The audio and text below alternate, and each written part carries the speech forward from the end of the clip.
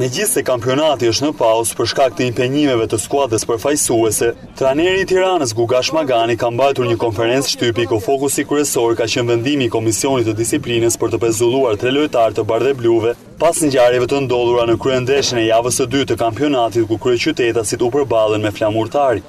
Dikumana mendoj unë që është dënuar me pa drejtë pesdeshje, sepse për hir të vërtetës po ta marrësh dinamik aksionin që nga fillimi, mendoj që ka qenë faull për lojtarin tonë, mendoj që të ishe pak më zbutur, mendoj që është pak e egzageruar për sa i përket dënimit të Dikumanës.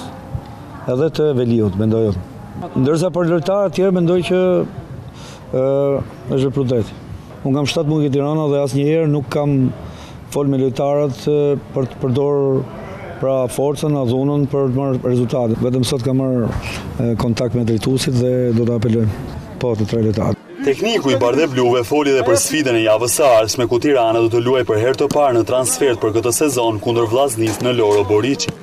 Disa avantazhe është që luajmë fushën kundërshtare. Unë mendoj që nëse skuadra si puna jon si Tirana pra që kërkon të marrë gjithçka në fund të kampionatit, do të fitojë edhe sfida, do të fitojë edhe ndeshje jashtë, kështu që një skuadër po nuk fitoj jashtë, unë mendoj që nuk mund të marrë dot objektivin. 24 herë kampionët e vendit fal edhe investimeve të donatorëve pas disa vitesh janë rikthyer fuqishëm luftës për titull. Këtë e treguan edhe në 2 javët e para ku skuadra e Maganit mori pikët e plota kundër Apollonisë dhe Flamurtarit.